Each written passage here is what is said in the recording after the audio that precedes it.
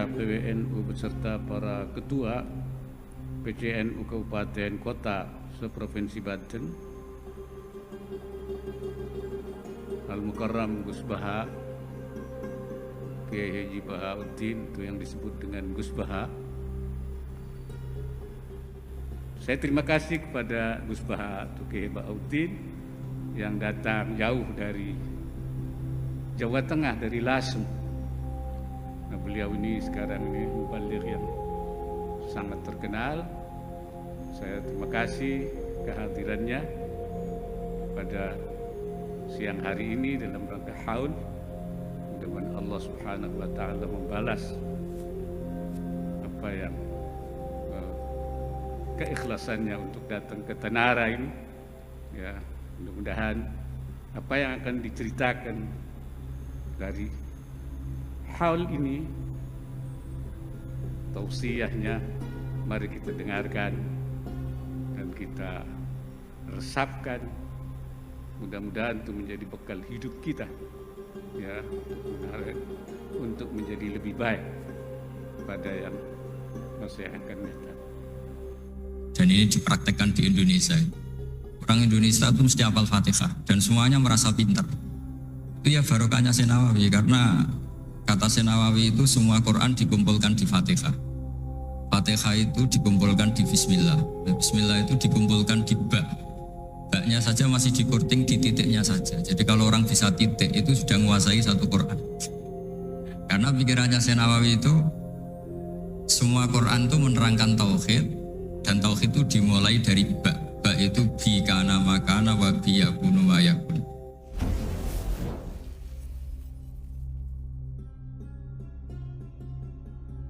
Yassir li amri wahlul 'uqdatam min lisani yafqahu qawli.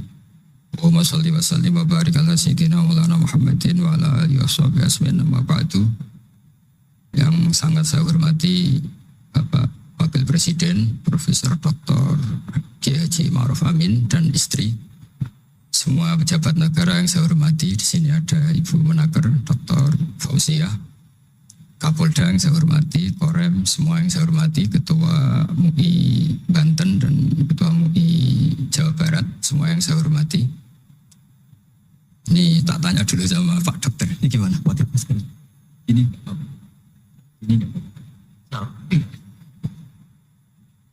Bismillahirrahmanirrahim. Saya syukur sekali diberi kesempatan sowan sama Kiai Ma'ruf, karena beliau juga mustasar kami di PBNU, dulu mimpin sebagai Rois Am dan dekat sekali dengan guru saya Kiai Haji Maimun Zubair. Terakhir ke sana sama Kiai Ma'ruf, ya, sama-sama banyak kiai di acara Mbah Mun. Saya akan matur tidak banyak, tapi saya pastikan semua itu berdasar naskah yang ditulis Syekh Nawawi. Saya cerita yang serius itu 3, yang rileks 3. Di dulu itu lama itu ya rileks. Di antara tulisan Syekh Nawawi, saya ini termasuk pengagum Kiai Nawawi, karena Kiai Maimun putra Kiai Zubair itu saking senangnya Kiai Nawawi itu naskahnya itu banyak tentang Syekh Nawawi. Dan saya termasuk zuriyah Kudus. Saya masih keluarga dengan Raden Asnawi, masih keluarga karena sama-sama zuriyah dari Mbah Asnawi Sepuh. Itu yang akhirnya menikah Nyai Hamdana, yang dulu pernah dinikah Syekh Nawawi. Terus Nyai Hamdana itu dulu dengan Syekh Nawawi punya putri namanya Zuhroh. Setelah dengan Raden Asnawi punya anak dinamai Zuhri. Punya zuriyah, ada yang namanya Kiai Minan, Kiai Niam, terus punya anak-anak, di antaranya Kiai Hafid yang jadi menantu keluarga Saran. Saya kalau boleh cerita, saya ini khatam Tafsir Munir itu 3 kali. Dulu ngaji di Sarang 2 kali, terus belajar sendiri, terus mentakriri. Takriri itu beri catatan-catatan yang untuk meneguhkan satu rilis, ya, atau satu tag atau satu ibarat yang diinginkan Syekh Nawawi. Saya beri beberapa contoh dan ini dipraktekkan di Indonesia. Orang Indonesia itu mesti hafal Fatihah dan semuanya merasa pintar. Itu ya barokahnya Syekh Nawawi, karena kata Nawawi itu semua Quran dikumpulkan di Fatihah. Fatihah itu dikumpulkan di Bismillah. Nah, Bismillah itu dikumpulkan di ba. Ba-nya saja masih dikorting di titiknya saja. Jadi kalau orang bisa titik itu sudah menguasai satu Quran. Karena pikirannya Nawawi itu semua Quran itu menerangkan tauhid dan tauhid itu dimulai dari ba. Ba itu bi kana makana wa bi yakunu ma yakun. Jadi karena saya kata Allah yang ada menjadi ada, yang enggak ada juga menjadi akan ada kalau Allah menghendaki wujud. Sehingga dulu Nawawi itu sudah sukses membuat pikiran kita itu rileks. Kalau enggak bisa Quran semuanya ya Fatihah. Kalau Fatihah enggak bisa ya baca Bismillah. Setidaknya orang Islam itu enggak boleh tercerabut dari Quran. Sehingga saya kalau baca teks-teksnya Nawawi itu punya pengaruh besar di cara pandang kiai-kiai Indonesia. Di antaranya yang paling monumental dan setelah ini saya akan tidak menambahi juga tidak mengurangi adalah Nawawi cara menganalisis surat Ar-Rum. Di Indonesia itu menerima faham beragama, tapi tidak menerima faham ateisme. Itu dulu zaman Rasulullah SAW sugeng, itu ada kekuatan besar yaitu Romawi dan Persia. Singkat cerita, Persia ini tanpa nabi, tanpa kitab suci, yang Romawi ini punya nabi dan punya kitab suci. Meskipun versi mereka. Ketika orang Persia mengalahkan Romawi, itu nabi terus dicibir, diolok-olok sama orang kafir Mekah. Muhammad, kawan kamu yang punya kekuatan langit, maksudnya punya kitab suci, ternyata kalah. Paling kamu juga kalah dengan kita yang tanpa pegangan langit. Nabi itu susahnya minta ampun. Karena Nabi tidak bisa membayangkan kalau kehidupan manusia itu tidak dipandu agama, tidak dipandu kitab suci. Meskipun zaman itu ya Romawi itu tidak Islam. Kemudian kata Nabi diberitahu Allah Ta'ala antara 3 sampai 9 tahun pasti Romawi akan mengalahkan Persia.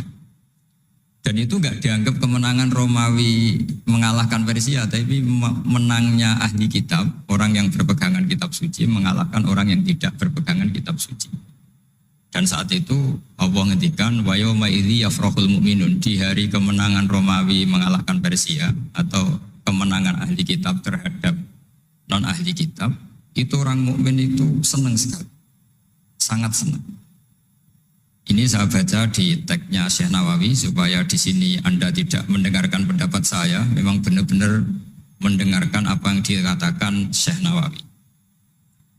Saya baca tidak ya niru-niru Kiai Ma'ruf. Tadi beliau masih ngendikan secara fasih, ngendikan usul fikih, kaidah fikih, karena ilmu beliau dengan kita ini bersanad yang sama. Dulu Mbah Mun ngaji Mbah Karim yang ngaji Mbah Hasyim. Jadi Mbah Hasyim ngaji Syekh Khalil. Kalau saya lewat sanad kudus ya diantaranya saya lewat Syekh Nawawi Al-Bantani. Nanti saya baca beberapa sanad Syekh Nawawi. Kata Syekh Nawawi Al-Bantani beliau ngendikan wa yauma idzi yafrahul mu'minuna bi nasrillah wa yauma idz yahlibur rumu ala farisa yafrahul mu'minuna bi taghlibillah man lahu kitabun ala man la kitabalah wa yafrahuna bi walabatihim al-musyrikina bi badrin. Jadi bangsa Indonesia itu terbiasa berkawan sama orang yang beragama, tapi tidak biasa berkawan dengan orang-orang yang tidak beragama. Itu karena Imam Nawawi mengatakan, Syekh Nawawi, wa naktubu maqaddamu atharohum, pikiran besar Syekh Nawawi adalah ketika orang Romawi mengalahkan Persia, itu cara berpikir Imam Nawawi itu mengalahkannya orang yang berkitab, mengalahkan yang tidak berkitab. Jadi ini bukan pendapat saya, juga bukan pendapat siapapun, tapi murni saya baca teks yang dari Syekh Nawawi. Sehingga kita secara psikologi, kita ini kan misalnya saya aja lah contohnya. Misalnya saya miskin, ada petinju, orang miskin kulit hitam bersama orang kaya. Kalau yang menang yang miskin tuh ikut seneng, padahal ya tidak ikut menang. Karena kayak terwakili. Dulu kata Syekh Nawawi, itu juga pikirannya begitu. Ini saya baca ini kata Syekh Nawawi. Misalnya seperti itu zaman itu. Wa sababu nuzuli hadil ayat annahu kana baina Faris war Rum qitalun. Wa kana al musyrikun yawadduna antaghliba farisu ar-Ruma. Di anna Faris kanu majusian ummiyin wal muslimuna yawadduna ghalabatar rum ala Faris liqaunihim ahlal kitab. Jadi dulu itu kata Syekh Nawawi, pikirannya orang Islam boyo yang menang itu ahli kitab karena sama-sama punya agama, punya peradaban. Jangan sampai yang menang itu yang tidak punya kitab, tidak punya peradaban. Jadi itu saya yakin yang mengilhami para guru-guru kita, para kiai-kiai kita bikin Pancasila diantaranya yang membentuk Pak Karno, karena Pak Karno ya dulu ngaji sama Gus Sokraminoto, ngaji sama orang-orang pinter. Kita ini berketuhanan. Jadi itu ciri khas Syekh Nawawi diantaranya. Kemudian beliau menganalisis kemenangan. Kemenangan itu ketika orang Islam sudah kuat. Ini halaman 424. Ini nanti kita bisa tinggal di sini sebagai hadiah sama Gus Syauki sama keluarga besar Pondok Tanara. Nabi itu orang yang nggak suka duniawi, tapi kenapa sih Nabi harus menang? Nabi Sulaiman akhirnya menang, Nabi Dawud akhirnya menang, Nabi Ibrahim ya akhirnya menang, Nabi Musa akhirnya juga menang, dan Rasulullah SAW juga akhirnya mengalami kemenangan. Itu cara menganalisis Syekh Nawawi Al-Bantani. Kata beliau, iqamati alamatir riyasah, supaya kepemimpinan Islam itu kelihatan. Fala yabqa mayaqdiru alal ikrah alal kufri. Jadi kalau kita menang, baik secara politik maupun ekonomi atau kultur, setidaknya tidak ada lagi kekuatan manapun yang memaksa kita untuk menjadi kafir atau menjadi salah. Kita tahu misalnya di beberapa negara di Eropa, barokahnya orang Islam kaya, ya pemain bola dulu tuh kalau puasa susahnya bukan main. Gara-gara klubnya dibeli umat Islam itu, malah cari tukang adzan di stadion itu, karena yang punya sudah orang Islam. Itu contoh kekuatan ekonomi. Dulu kita mungkin ngalami pengajian itu kayak apa susahnya. Sekarang ketika banyak orang-orang yang dari dunia kiai cakep, ya sekarang ya nyaman. Jadi di antara alamatnya tamkinu hadatin adalah wala yumakkinan nalagum dinahumul ladir tadolagum wala yubadilannahum min ba'di khaufim amna. Ciri utamanya adalah tamkin fil ard. Merasa beragama itu nyaman, tidak ada yang ganggu. Zaman itu Syekh Nawawi sudah menganalisis kenapa sih Nabi harus menang. Kata beliau supaya la yabqa mayaqdiru alal ikrah alal kufri. Ini tafsir di ayat wa yahdiyaka siratan mustaqima ketika Syekh Nawawi menerangkan kenapa Nabi harus menang di halaman 424 surat Al-Fatih. Jadi itu sisi-sisi betapa Syekh Nawawi itu luar biasa. Terus menyangkut kiblat. Dulu ramai sekali di Indonesia kalau kiblat harus presisi betul, harus ditertibkan betul. Tapi ternyata masjidnya para wali dan para orang-orang soleh itu ya kayaknya asal madep mulon itu ada yang komentar itu kenanya Afrika atau Mesir entahlah. Tapi Imam Syekh Nawawi zaman itu ngendikan setelah beliau cerita presisi, beliau ahli falak. Saya tahu banyak keahlian beliau falak karena saya punya kitab gurunya Syekh Nawawi. Namanya Syiarus Salikin, itu karangan guru beliau. Syekh Abdus Somad. Itu kata beliau selain menukil pentingnya presisi kiblat, tapi beliau tetap menukil itu ngutip Waruwiya an Ibni Abbasin annahu qala al-baitu qiblatun li ahlil masjid wal masjid qiblatun li ahlil haram wal haram qiblatun li ahlil masyriq wal maghrib. Wa hadza qaulu Malik. Jadi karena orang Jawa itu rata-rata kiai itu mesti baca tafsir Munir sehingga ya dianggap enteng saja.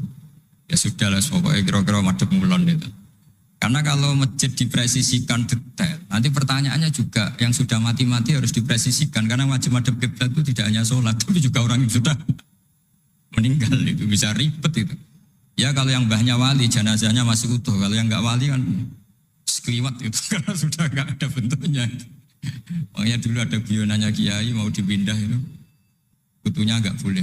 Jangan, kalau mbah saya wali saya keren. Jasadnya utuh, kalau bahasa ada wali. Jadi ya, tapi apapun itu saya cerita betapa efek dari pikiran besar Syekh Nawawi itu mempengaruhi kita. Sehingga dulu masjid-masjid, musola-musola itu ya tetap hati-hati lah. Tapi ya tetap saja agak longgarnya lah, ada longgarnya. Karena beliau tetap mengutip wal haram qiblatun lil ahlil masyriq wal maghrib. Jadi tidak hanya Mekah dengan makna Ka'bah atau dengan makna Masjid Haram, tapi semua tanah. Dan itu bisa 25 atau 20 kilo persegi. Kemudian ini biar benar-benar halnya Syekh Nawawi. Jadi saya tidak cerita pikiran saya, tapi murni cerita Syekh Nawawi, murni cerita Syekh Nawawi. Saya punya naskah banyak karena memang saya nekuni betul. Saya khatam, kalau nggak 3 kali saya khatam tafsir Munir.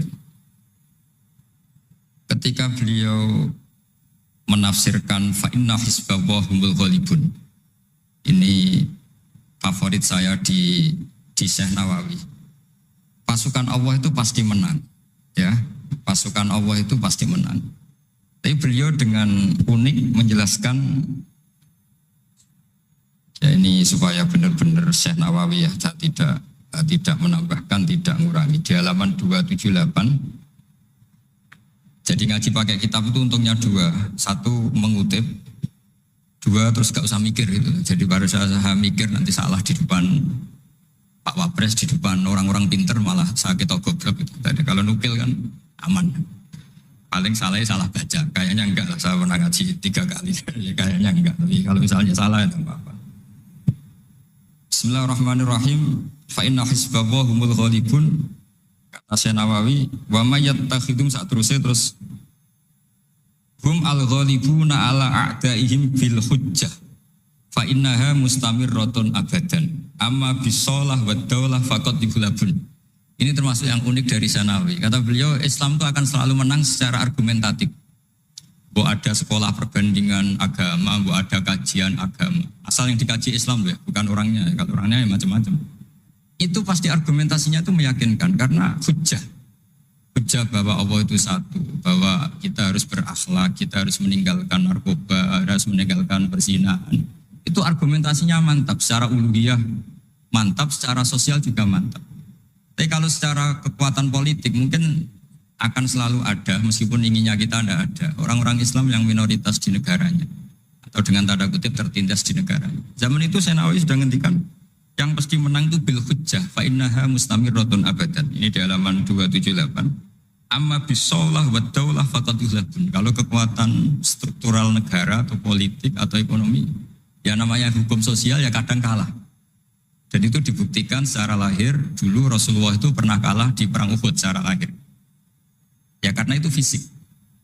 Tapi kalau argumentasi logika Islam itu tetap kul falillahil hujjatul baligh. Logika Islam adalah logika yang kelima. Saya kalau didatangi beberapa dosen dari Jogja, saya sering cerita logika Islam yang paling kelima itu diantaranya saya sering memberi contoh. Ini misalnya saya megang kertas, ini besi. Pasti orang itu bilang besi sama kertas itu kuat besi. Tapi Anda salah. Secara materi memang besi lebih kuat ketimbang kertas. Tapi masalahnya yang mengendalikan saya ingin menghancurkan besi sementara ingin menyimpan kertas. Artinya Islam itu mengajarkan kita itu kabeh biadillah. Apa artinya besi kalau di bawah rencana dihancurkan? Apa lemahnya kertas ketika rencananya diabadikan? Ini pentingnya Islam. Artinya apa? Ketika Islam bilang al-amru biadillah, itu tidak bisa ditawar. Meskipun apapun kekuatannya tetap menang Allah. Seperti tadi, saya megang besi sama megang kertas. Orang tak tanya pasti bilang kuat besi.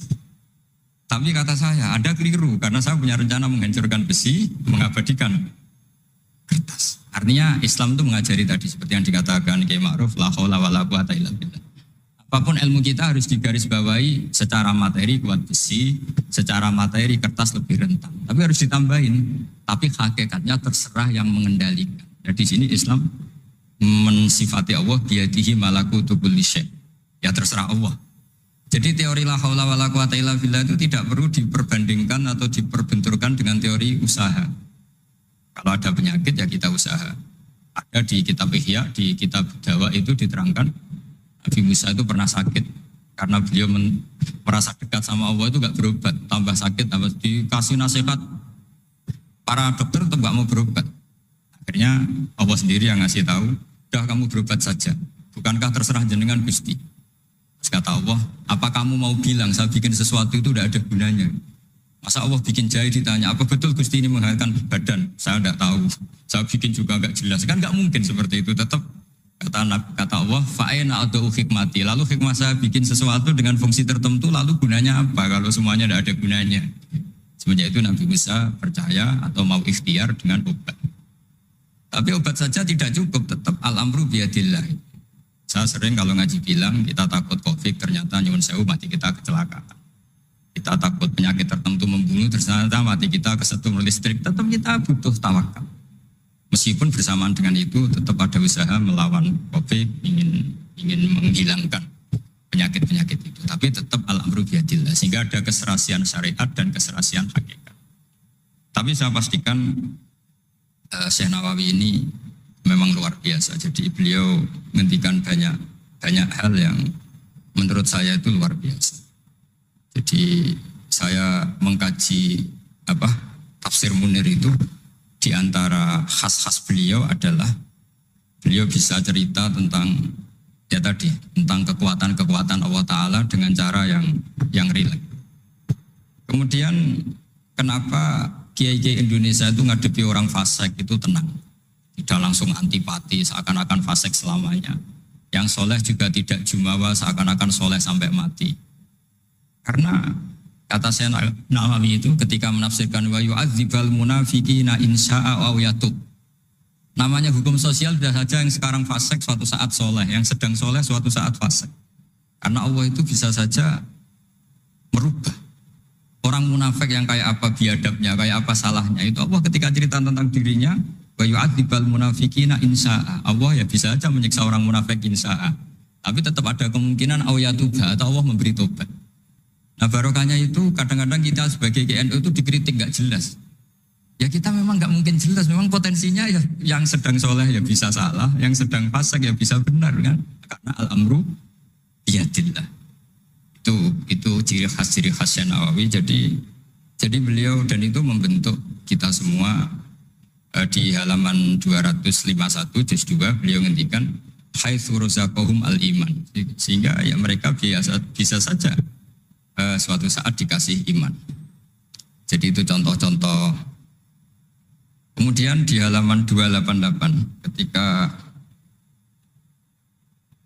nah ini biar benar-benar kholnya Syekh Nawawi memang saya persiapkan khusus karena saya memang nggak perlu nyari karena saya punya takriran lengkap tentang tafsir Munir.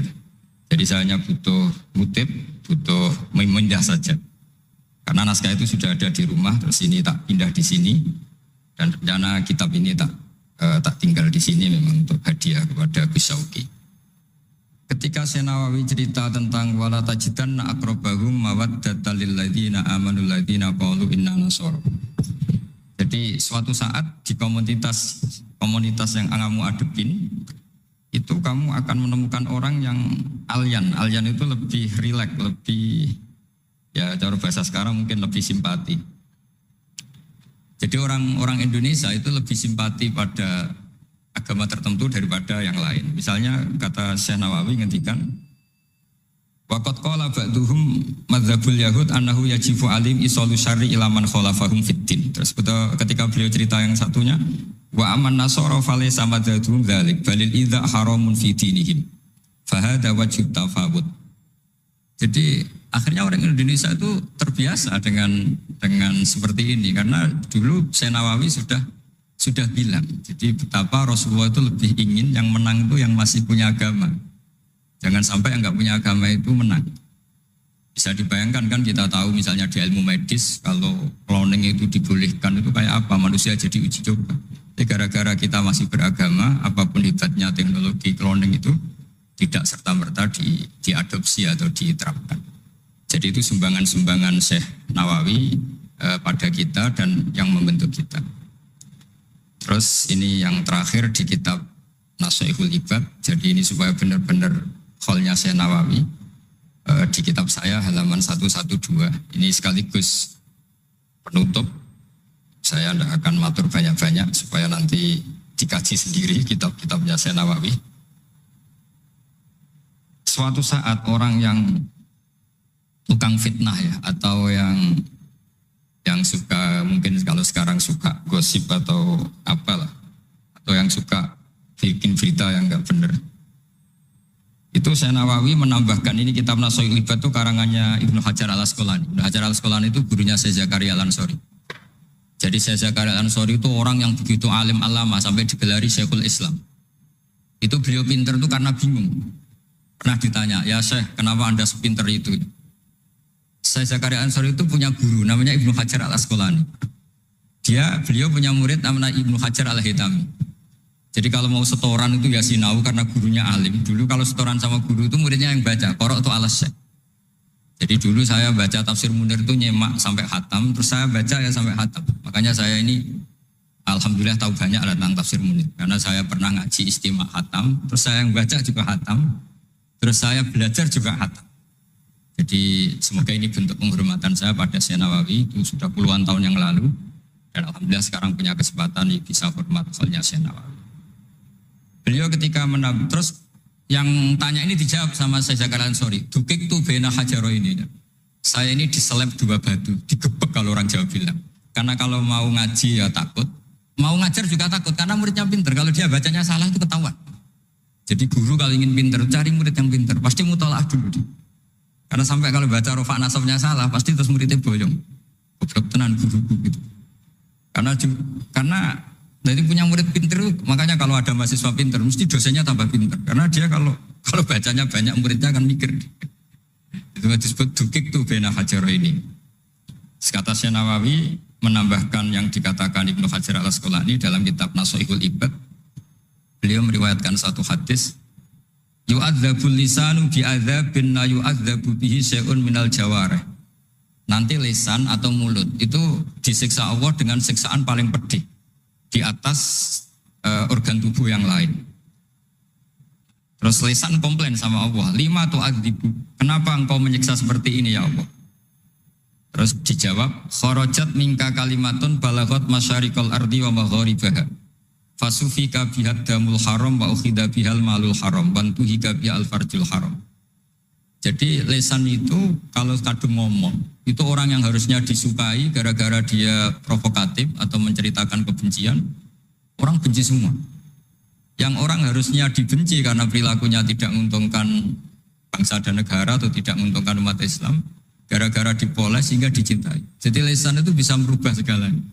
Jadi sekali dia punya kesalahan, kata Syekh Nawawi, sesuai riwayat yang beliau riwayatkan, dan beliau ngendikan turuwiyah, Nabi sallallahu alaihi wasallam, beliau ngendikan bahwa ini diriwayatkan dari Nabi, kharajat minki kalimatun balaghat atau kharajat minka kalimatun balaghat masyariqal ardi wa magharibaha fasufikat biyadamul haram wa ukhidha biha al-malul haram. Jadi ini sumbangan-sumbangan Syekh Nawawi yang kemudian membentuk kita. Jadi saya ulang lagi, mungkin para pengkaji naskahnya Syekh Nawawi tolong dibaca surat Ar-Rum. Surat Ar-Rum itu dulu Nabi itu masih belum kuat, masih di Mekah, dihimpit kekuatan besar, yaitu kekuatan Romawi dan Persia. Dan yang Romawi ahli kitab, yang Persia non ahli kitab. Dan orang musyrik itu non ahli kitab, jadi tidak berkitab. Ternyata Nabi ketika orang Faris menang, Nabi dicibir sama orang-orang musyrik bahwa nasib Anda yang katanya punya kekuatan langit, pasti nasibnya sama dengan Romawi. Tapi ternyata Allah akhirnya memenangkan Romawi, dan ketika Romawi yang menang ini oleh Syekh Nawawi ditafsirkan kemenangan yang punya kitab, bukan ditafsirkan kemenangan apa? Romawi, tapi kemenangan yang berpegangan kitab itu lebih menyenangkan bagi umat Islam, karena bagaimanapun yang punya kitab ini jauh lebih berperadaban, lebih beretika. Saya kira demikian karena mungkin waktu ya, dan tadi seperti yang dikatakan Kiai Haji Ma'ruf, mohon maaf sebanyak-banyaknya karena nggak bisa hormat Syekh Nawawi secara besar-besaran sesuai hak beliau sebagai orang yang sangat-sangat terhormat karena ngangkat nama besar Indonesia di kancah internasional. Terakhir saya tutup kata Mbah Maimun itu, ketika Andalusia kalah, padahal dulu melahirkan pengarang-pengarang kitab besar kayak Imam Qurtubi, Ibnu Malik, itu kata Mbah Mun, digai genti Indonesia katanya. Kata Allah itu enggak ridho kalau orang Islam di belahan sana kalah kecuali ada penggantinya. Katanya penggantinya itu Indonesia, kata beliau. Buktinya kita tidak berbahasa ibu Arab, tapi banyak melahirkan pengarang-pengarang kitab dengan al-fasohah fi nihayatil ulya.